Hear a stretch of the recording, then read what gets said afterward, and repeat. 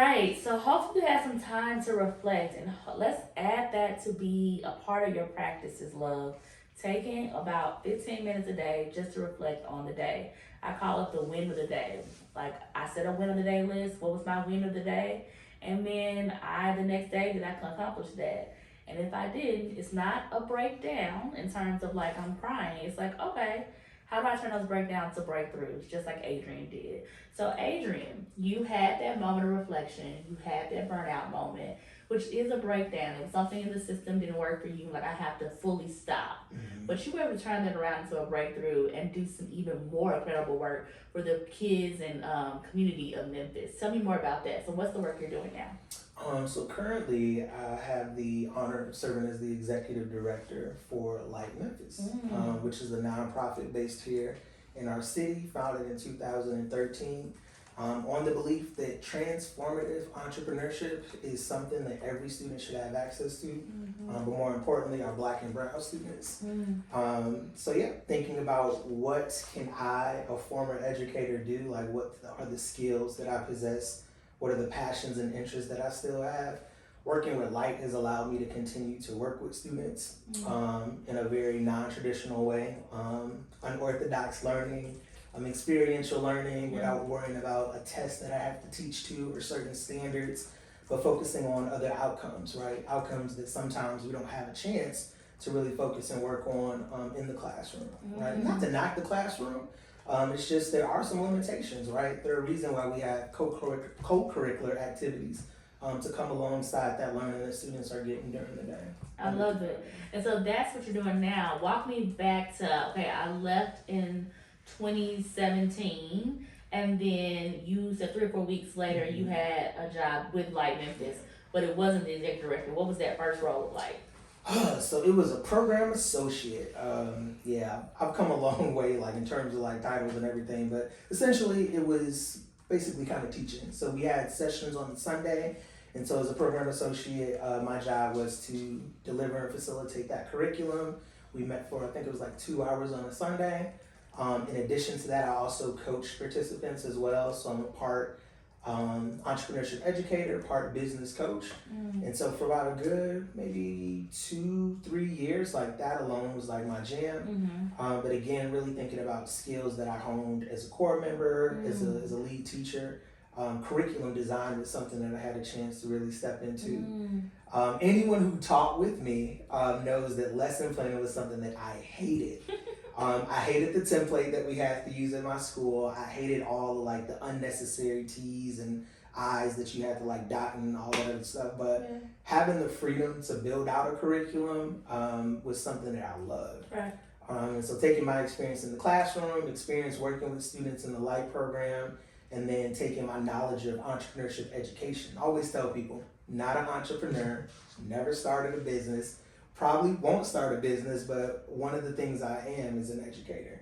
I love to learn, but then I also love to teach others. And so that's just one of the skill sets that any dope teacher has, being able to grasp the concepts and then turn them around and impart them on others. So as the curriculum and instruction coordinator, I was able to revamp our curriculum, get it accredited with the University of Memphis.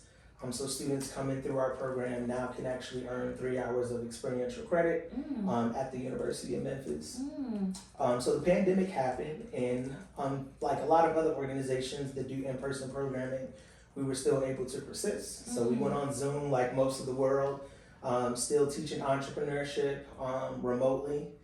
Whew, what a challenge, but we had our pitch nights. That's our culminating event where students are showcasing their businesses.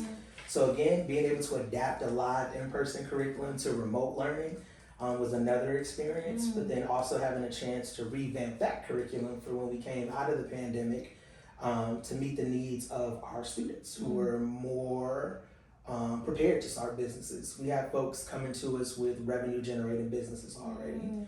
So adapting that curriculum to be able to have the rigor to meet them where they're at was something that I really took pride in the past, I would say 2 or 3 years.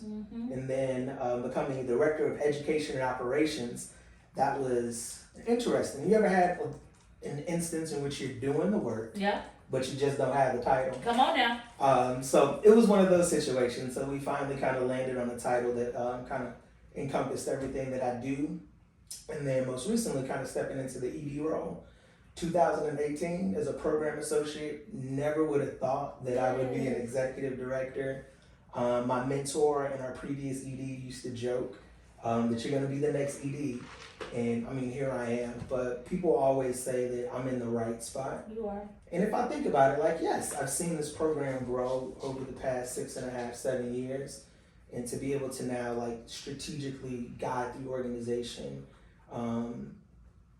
it's truly an honor. It is. Yeah, now that I think about it. Well, now I think it's truly an honor as I talk about it. It is. And it's beautiful. And I really hope you celebrate yourself and celebrate the win, because that's how you take something, like, no matter where we are, no matter in the moment we feel like there's nothing I can learn from this situation. My grandma, rest her soul, used to say, you can learn anything from anybody, even if it's how not to act, okay? And so she said some other stuff. I kept it clean, but hit me up if you want the real phrase that she used to use. But the point there was, so when you're in a situation and you're going through pit of despair moment or something, what can I take from this, and what can I learn? And you weren't going through a pit of despair moment. You were just going through a moment of, I'm learning, I can do teaching, but yeah, I need something else. I need to have a little bit more air in my lungs so that I can run further. And you took that deep breath, and now look at you, thriving, soaring, all this good stuff. So how do we get to, what is Adrian's vision of one day? I know our vision for Teach for America, and as alums and as core members and as staff members, is one day all children have access to excellent education, and we're all working to that. But you spoke to something.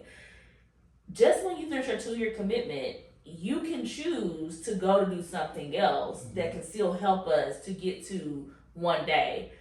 What is your vision for one day, and how does the work you do today align to your vision of one day? So I love that TFA did something even when we were early on in our core experience, was sharing stories of people continuing to have an impact, continuing to work towards one day. And that's how I found out about Light Memphis. So just looking around and seeing what are other organizations, what are other individuals that are doing work that's mission aligned, and where can I fit in? And so for me, when I think about one day, I think about, okay, you learn, you have access to a quality education, now what? Coming from a high performing charter school, the conversation often was, if not college, then what else? And so for me, like, one day really looks like utilizing education to open up pathways. And one of the things, like, people are constantly talking about, and I think the wider society is starting to realize, is that we can't shoehorn our children into these predetermined, like, paths, predetermined careers, because who wants to be stuck in a career for 20, 30 years, right? So one of the things I want the children that I work with is to, one, have their passions and their interests, and just use education as a key to be able to open doors to what they want to do after high school. And so that's one of the things that I always like to tell folks who are like Memphis. We're not about starting businesses, right? We're about giving students access to skills, 21st century skills, access to funding, this real world experience, and then be able to apply that. Once you leave our program, if you choose not to continue with a business, or maybe you don't launch a business, you have this skill set, you have this experience that you can take back to the classroom, you can take with you after you leave the classroom. And I run into our alumni all the time. There's one actually downstairs at Global Cafe, and they always tell me, like, the friends that I met, I'm still in contact with a couple of them. They also want to come back and volunteer and pour into our current participants.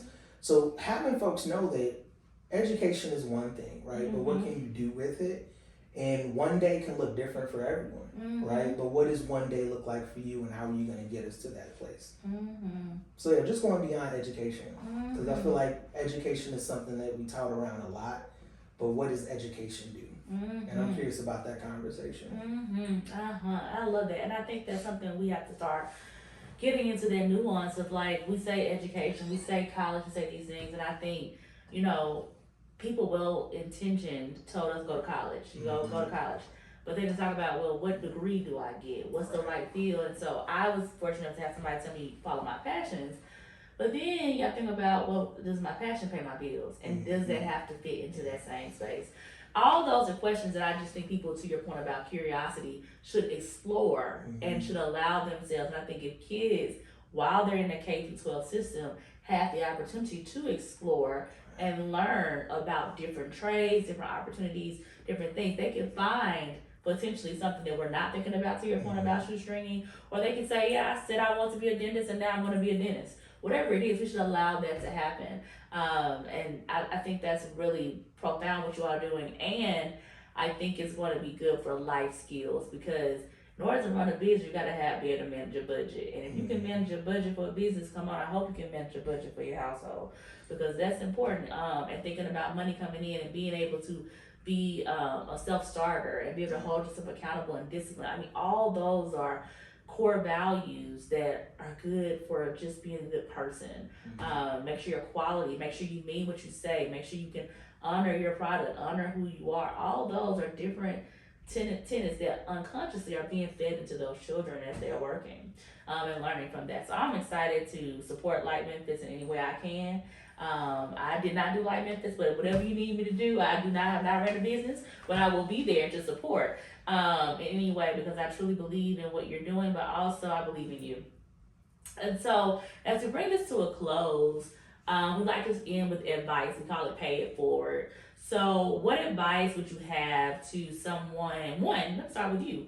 What advice would you give yourself if you were back in the core at any time period? I'm going to say core, but if you have another time period, you can use that and give advice to yourself. That's a good question. It's not profound, but it's definitely something that I need to do, like in multiple times in my life, is just take a break. Take a break. My mom told me in like the midst of like my workaholic phase of my life is that there's always going to be work.